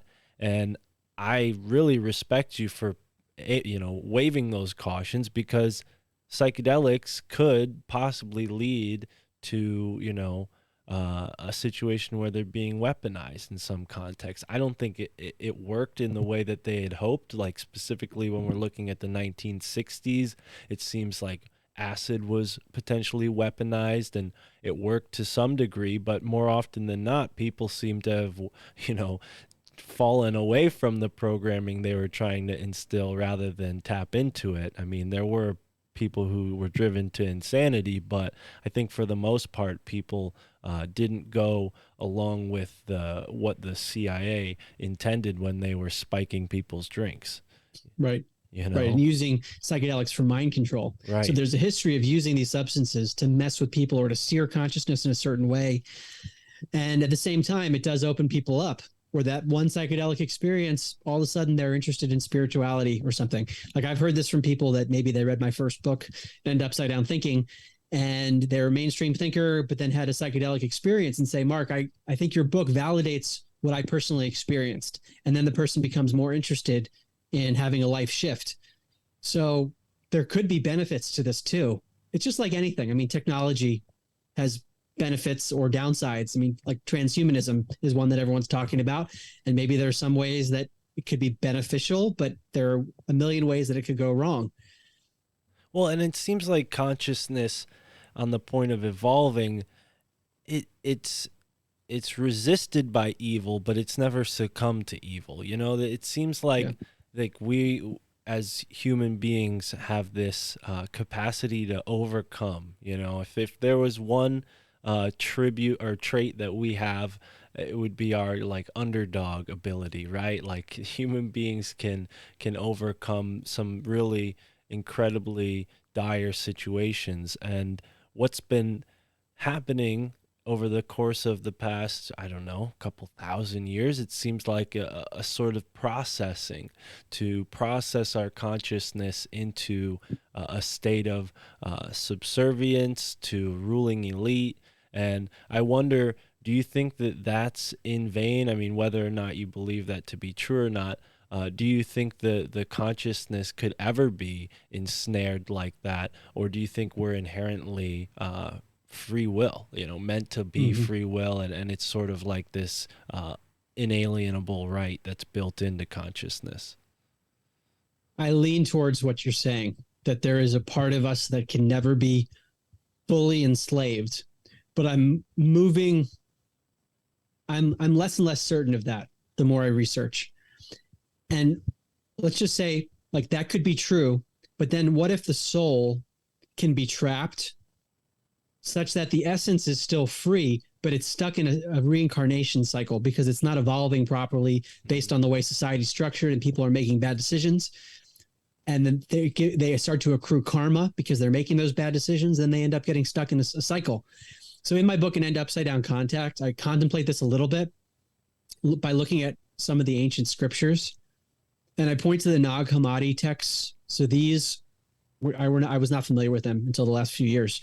They were found in 1945 in Egypt by farmers who were looking for manure in the ground. And they found this jar of bound books from 2nd, 3rd, 4th century AD. And what the historians say is that these were buried because they were heretical teachings relative to the traditional Christian teachings of the time, which makes me think that there might be some real wisdom in these books. So I wanted to check them out. And they talk about origin stories because they were translated for the first time in English in 1977. So these are pretty new, and they're known as being related to the Gnostic Christian tradition. And there are three in particular, probably some others too. There's one called The Secret Gospel of John. Another is called On the Origin of the World. And another is called The Nature of the Rulers. And they paint a similar picture, which is that there was oneness. And even they call it in the translation, the one, which that's very similar to my metaphysics, my worldview, that there's this one consciousness. And then there were these luminary beings that spawned off of it. So maybe like whirlpools, if you want to call them that. And from one of the luminaries, there was a being called Sophia. So she's a descendant of the one, but an individuation still. And the story is that she had a rogue son who created the world that we inhabit, this material realm, named Yaldabaoth. And the goal of this rogue son, it was not benevolent. It was to suppress our inherent connection, because we had this connection to Sophia and to the oneness. And there was a desire to keep that from us. And one of the quotes, I mentioned it both in the Liberty book and the Contact book. I'll paraphrase it here. What the text says is the rulers kept humanity in a state of confusion and toil so that they would be preoccupied with the things of the world and not have time to focus on the Holy Spirit. Which is like, sounds a lot like what we're in today. that describes the world that we live in. Exactly. And that quote was from the time of man leaving the garden. Right. So the suggestion here is that this is ancient, and there might be this gets to your question. At some level, the essence of us as humans, if you believe this to be a true story and not just myth, then the essence of the human is there, the spiritual part of us that can connect to the higher realms, but it's being suppressed actively. And the goal is for us to transcend that, I guess. And so maybe that's part of this journey. This is another way of saying that we're here to evolve. Right. We're here to get past these dark forces and be able to see through it. Yeah. Wow. It's incredible. And, when I was just a young man listening to like underground rap, and I'd hear like terms like prison planet, I didn't quite understand what it meant until you sort of see it in this context of the metaphysical full scope of like, we are, spiritual beings trapped in a human experience that could have been manipulated in some point in our past to sort of fall astray from the natural order of things, the natural arc of what it might be to go through this spiritual experience through the human vessel, and maybe that's out of the jealousy of the fallen angels or whoever, these entities may be. But ultimately, if we're to get, all quagmired about this situation, it's really only going to stagnate. Where what your books do is show people the route forward. And that's why I really appreciate like the totality of this conversation, because it's been, usually we have the moment towards the end of the podcast where I'm like, all right, well, let's end on a high note. But this has been a lot of high notes, because what we're seeing is that, we're starting to wake up from that amnesic state that you described. And whether or not the Gnostic myths are true, it certainly seems to be a good analogy for what we're facing. Yeah, it feels that way. And it also leads me to a broader point that I'm focused on more and more. This paradox of, okay, let's say you understand the spiritual reality, because there's a large and growing community of people who get the idea that there's more than meets the eye. They've gone past scientific materialism. But then you start talking about these conspiratorial topics and looking at world events, and there's a wide variety of views on things. And that perplexes me. So how is it that you could have the same metaphysical outlook generally and then see the world very differently? So in my books, I talk about Ken Wilber, the spiritual philosopher. He talks about lines of development. This is essential, I think. The idea is that each of us develops along these different lines, which are relatively independent of each other. And we're at like different stages within the line. And the way he summarizes it is there's waking up, cleaning up, and growing up. And each one is a line of development. So you could be at a very highly awakened stage within waking up, but you haven't done the inner work to clean up your own trauma. You haven't looked at your own darkness. You haven't looked at planetary darkness. So you're pretty low on cleaning up. And maybe you haven't done the maturity to grow up. You're not into taking personal responsibility or to look at evil or to accept reality as it is, even if you don't like that reality. I think this is critical, because as we develop individually, like, we have to be complete beings. It's not just about waking up spiritually. And I didn't appreciate that quite as much. I mean, I mentioned it in my book, An End to Upside Down Living, but it's interesting because at the time, I don't think I fully understood how important that was until COVID happened. And I saw the split in the spiritual world. People saying, if you don't take this jab, then you're supporting fear and you're selfish. It's like, have you looked at any of this other information that's out there? Because then you have other people saying it's not a smart move to do that. That's just one example, but there are many cases of this. And it often turns into a divide of like far left versus everything else. That's how I'm summarizing it, but vastly different worldly views with a common spiritual view. So as we evolve, to me, it's got to be this completeness. We got to focus on the cleaning up, working on ourselves, not just having the blowout awakening experiences and understanding metaphysics, cleaning up ourselves and not doing a spiritual bypass, because a lot of people do that. And there's a tendency in myself too, is like, I don't want to face this emotion. I don't want to face this memory or something, but like, we have to do that if we want to advance. Otherwise it's going to bite us in some way. And then the growing up part is to take personal responsibility and not fall into this victim mentality, and to really accept reality for what it is and look at the darkness that exists and to acknowledge the material world and have a mature view on that. That's critical too. So I don't have an answer for this, but I think if we're going to transcend as a planet, there's going to have to be more alignment in terms of how we view the world. And it starts probably with the spiritual community, because these are people who have a very strong and positive intent to want to help the world. And when that intent gets put astray, because if they start supporting something that they think is really compassionate, but it's actually supporting something that's really dark. When I look at things like the Great Reset, a lot of these socio-cultural movements, which sound really nice, they sound nice, they sound compassionate, they sound tolerant, but they're actually the opposite. It's like, how do we get more alignment on these issues? And I don't have an answer, but that's where I'm honing in on, like, we got to get not just the waking up, but the other stuff too. Yeah, we need to take action, and I know we're sort of coming up on the top of the second hour here, but I want to ask you your thoughts on this idea that we're heading towards a great awakening, an ascension. I mean, I like to emphasize here personal, independent enlightenment, right? Nobody's going to save you. Nobody's going to do this work for you. And I think you would agree with that. But do you think that there's a sort of deceptive edge to this type of millenary thinking that seems to be a big part of the American religiosity and a big part of the New Age culture as well? Yeah. My short answer is I don't know, but I'm more and more skeptical of like everything these days. Right. And because I don't know, I tend to think what you think, is like the best I can do is to try to have my own enlightenment, my own waking up and cleaning up and growing up, and to do my best to be of service based on the way I develop. The rest of it might be true to some degree, but I don't know. And I don't like the notion of getting caught up in a savior. And I actually closed my contact book on this because I talk about what I think is a spiritual battle of good and evil, and it's multidimensional, and it gets into things like abductions and ancient accounts of people, like you say, these prophets who might have actually encountered beings. There's good and evil. It seems to exist not only on this planet, but elsewhere too. And on the side of good, you hear a lot of things like the Space Brothers are going to come here to help us. And there are new beings incarnating on the planet who are going to help elevate consciousness. And I think that that's very possible. That's true, that there are more advanced beings who are intervening more and more to try to help us. But where I worry is that we can get stuck on that and say, well, these beings are coming. They're going to save us. Or some of the religious beliefs about a Messiah that's going to come and that's going to save everything. Maybe it's true to some extent. I can't prove or disprove it.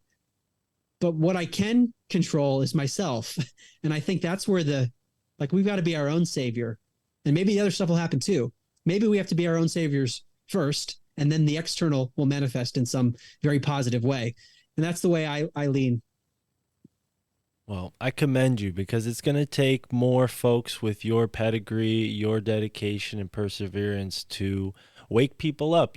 For whatever it's worth, people like my family members, they're more likely to take it from a guy like you, Princeton educated, than a kid like me who just sort of intuitively thinks about this stuff. And, you're going out there and proving it, making a case for it. And I commend you, Mark, because it's not easy. And I wonder, doing everything you've done, accomplishing what you've accomplished, does your family still think you're crazy? I mean, they might think you're crazy for leaving the firm, but after all you've done so far, I mean, what are their thoughts now? Generally, they've been very supportive. So I don't know, depending on the family member you ask, some might think I'm more crazy than others, but generally they support me. We might have some differences of opinion. Maybe they haven't looked at certain things as closely, but I would say no, they don't think I'm crazy. That's awesome. And that's something for us all to look forward to, whether you're in school or a dropout like me. There is a way to break common ground with anybody. And I think your books would be great for a few of my cousins, because they have a hard time understanding what I'm talking about, but I think you would make a better case than I. So I'm going to pick up an end to upside down thinking and an end to upside down living, and leave it up to them if they want to venture into an end to upside down liberty and an end to upside down contact, because those two, the latter, are very deep, and I know my audience is gonna probably lean towards those two first. But is there a way for the audience to get all four in one? You got like a package deal or something? No, my publisher does not have that, although because they're all on Amazon, and I do see that people buy them frequently, because if you look at the people who bought this book, often they buy the other ones. So I'm not sure about that, but all the books are on Kindle, Audible, and they're in hard copy. So depending on what you like. But I also want to comment on what you talked about with like your academic background, my academic background.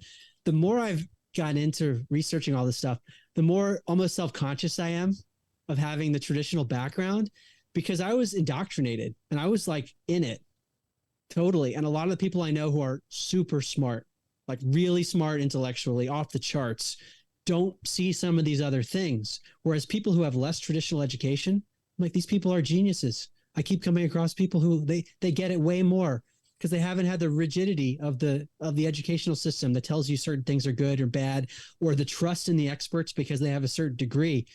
So I really respect the people that don't have that background and see through all the stuff that I'm just learning now for the first time. So what I try to do, because I'm like starting over, basically. That's what started in 2016, was to start my life over intellectually and otherwise, is to say, okay, maybe I'm a little self-conscious of this background, but I can't control it. And there were some good things that came out of it. And I learned enough to be able to write these books.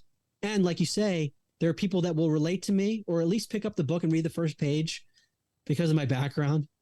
So that's how I rationalize it. It's like, okay, I can't control that this is the way my path has been, but how can I utilize it to the best good? And that's what I'm trying to do.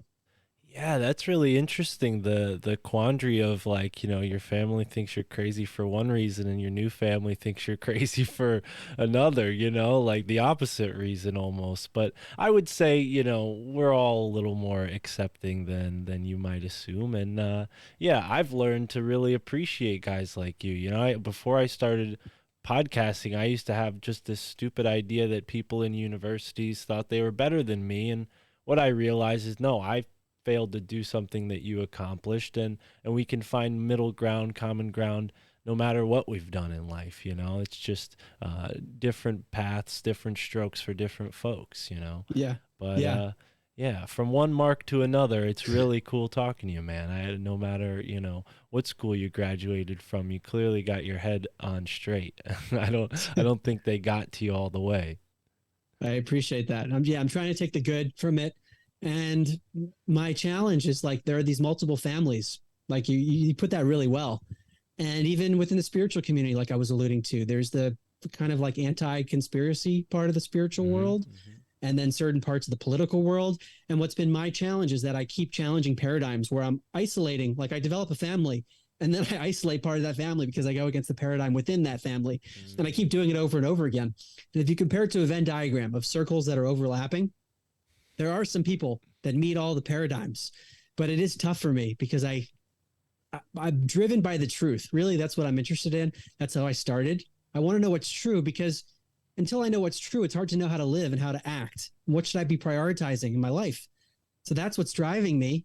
But when you do that, you start to realize that not everyone, number one, has spent as much time because they're busy with other things. Like I've dedicated myself to this, but sometimes people don't want to know the truth in certain areas. They want to know it in some places, but not others. And then you can butt heads because you'll say things that you've researched, but that person doesn't know it existed. So they have a different paradigm and they might be in your family in some ways, but not in other ways. So my challenge is I just have to go forward and not, in some ways, not care what people think. Like in a lot of ways, I want people to understand what I'm doing, but know that I'm going to be misunderstood. And that's how it goes. Well, for that reason, you'll always be a perfect fit for this family. So you're welcome back anytime. I hope to see man. more books written. And yeah, I totally resonate with that. I think that right now, more than ever, podcasting is sort of like a ultimate leveler. It's really sort of leveling the playing field for people. I personally went from being just a delivery driver to now working for Sam Tripoli and talking to brilliant guys like you and gals too. And it's a pleasure to have the audience that we have. And I'm curious, what's next for you, Mark? I mean, we do want to have you back on the show. So what can we look forward to? Well, number one, thank you for all that you do. I really respect podcast hosts that are willing to talk about these topics because that's how I learn primarily. And then I get referred to books. So I just can't thank you enough for the courage to do this sort of thing and to challenge paradigms. And I'd be happy to come back whenever you want. I don't know what's next.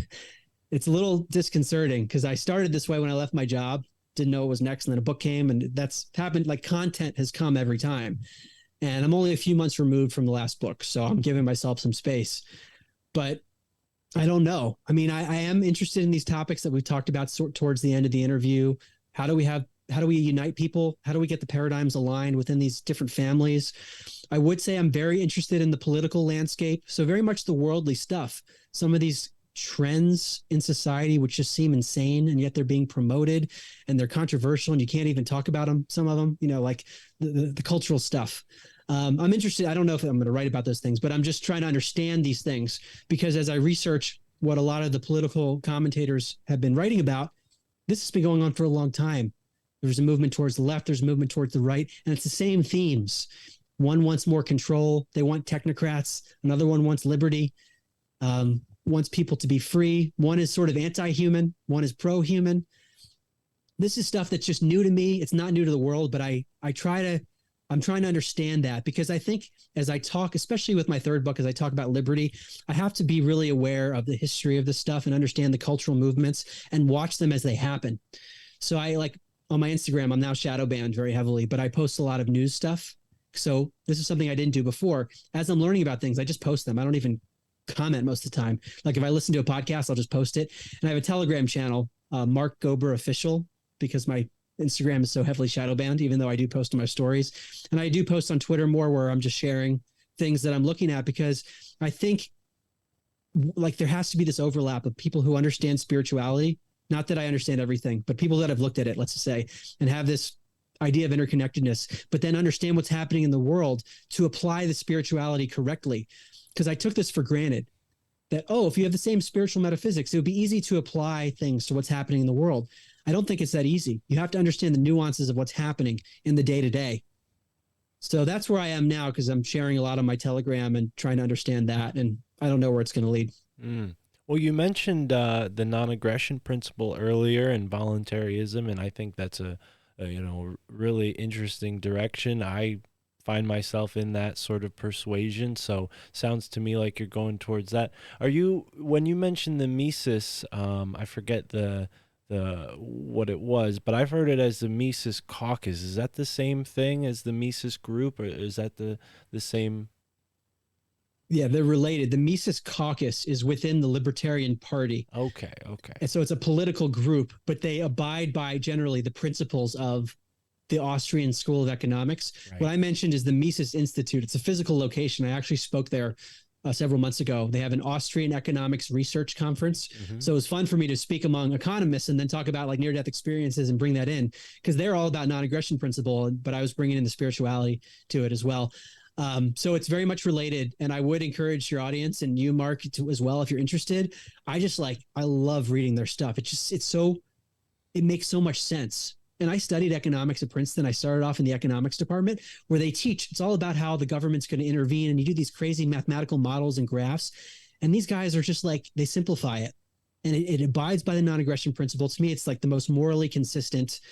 It tends to be, it's libertarian, but an extreme of a libertarian. So some libertarians wouldn't agree with it. Some would, because it says no government. Libertarians generally say limited, but it's more like right. It's definitely aligns more with the right than the left in terms of like leaving people alone and a lot of the cultural stuff. But I think it's fascinating. And I love the fact that they have free resources. Some of the books, not only are they on like available in ebook that you can just download. If you go to Mises.org, they have a section on books, like brilliant books. Some of them are also on audiobook for free. Right. So it's just like you can learn a lot if you're interested in this stuff. Yeah, I'm going to link that in the description. Your website will be in the description as well, and people can go there to find out more about you, find out where to get the books and all that. And I did mention that because I'm familiar with the Mises Caucus, because my girlfriend and I went to Porcupine Freedom Festival last summer, and Dave Smith, I guess his plan is to run for president, and he's associated with the Mises Caucus. I'm a fan of Dave. I think he's a very funny guy. I'd love to see him behind a podium debating some of these clowns, but that's a topic for another day. Mark Gober, thank you so much for being here, brother. It's been a pleasure going through all these topics with you. Any final thoughts, words of advice you want to leave the audience with before we go? Well, I want to thank you again for having me. And I'll close with what I said earlier. The little things are the big things. That stuck with me from the life review. That's what people remember when they come back and relive their life. They remember the little things of how they treated people. So it's something that's somewhat easy to implement, because you don't have to be like doing podcasts like us to have an impact when you think about it that way. Right. That's one of the messages I try to impart, because like I'm writing books and doing these things publicly, and some people would say, well, what can I do? I'm in a job. I'm not doing those things. The way we interact with people can have a serious ripple effect. I mean, the butterfly effect, this will be my closer, where mathematically a butterfly flapping its wings in Asia can cause a hurricane in New York. That's how the math works. It's known as nonlinear dynamics. Linear would be you close a door, you slam the door shut with a lot of force, and it will close proportional to the force that you exert. Whereas something that's nonlinear is you're really nice to that cashier or some person that you don't even know, and that person has a better day, and then it ripples throughout society. So I think that's the way we can all have an impact in a relatively easy manner. Wonderful. Well said, and a great place to leave our audience. For those listening, immerse yourself in the moment wherever you are in the now. My family thinks I'm crazy. Baby, baby, baby. Maybe, maybe. little extra terrestrial, trying to stay human in a cesspool of professionals. But I confess too much off of the tongue. All my aunties and my uncles shield the ears of the young. I be saying shit and they don't know where it's coming from. In like 100 years we went Zarbomba from guns. Check the facts, check the Fed, check the stars. Stanley Mines was murked for a water fuel cell car. They each their own, you could stick with your old ways, but eat the rich and drink the motherfucking Kool-Aid. And I can see the red on your lip stain. White skin, blue collar, pure American made. Fuck it, you can keep your blood-soaked heritage and run the soul off the moon-landed narrative. Yeah, my girl thinks that I'm embarrassing. My folks think I'm nuts, but never question the parenting. Stuck in bed, so my boss thinks I'm lazy. Connecting dots, but it's all kinda hazy. I'm on the internet, feeling like I'm Dick Tracy. My pack thinks I'm un-American and shady. Yeah, I'm feeling unhinged lately. Encounters of the fifth kind on the daily. You could tell me that the president's an alien, it wouldn't faze me. My family thinks I'm crazy. Baby, baby, baby, my family thinks I'm crazy. Baby, baby, baby. You might think that I'm off in the deep end. One too many Netflix docs on the weekends. But check the budget for a military defense. Tell me we ain't scared of something not within reason. Steel beams, another 1492. And 9/11 was the red, white, and blue. And you be lit off the floor riding, ain't got a clue. All your dreams just shit on a Rockefeller shoes. Don't believe a damn thing a politician ever said. Ain't one brick left to gold up in the Fed. They still got bricks of cocaine to make crack. Oxy's killing the working class, FDA's whack. Talking like this, got kin talking behind backs. Too much to unpack, so they talk smack. And I'm just trying to converse with my clan, but it ain't fan. So I'm here setting up camp. Stuck in bed, so my boss thinks I'm lazy. Connecting dots, but it's all kinda hazy. I'm on the internet, feeling like I'm Dick Tracy. My pack thinks I'm un-American and shady. Yeah, I'm feeling unhinged lately. Encounters of the fifth kind on the daily. You could tell me that the president's an alien, it wouldn't faze me. My family thinks I'm crazy. Baby, baby, baby, my family thinks I'm crazy. Maybe, maybe, maybe, just maybe. Stuck in bed, so my boss thinks I'm lazy. Connecting dots, but it's all kinda hazy. I'm on the internet, feeling like I'm Dick Tracy. My pap thinks I'm un-American and shady. I'm feeling unhinged lately. Encounters of the fifth kind on the daily. You could tell me that the president's an alien, it wouldn't faze me. My family thinks I'm crazy. Yeah, I think one thing I've learned is you can't rule anything out. So, maybe I am.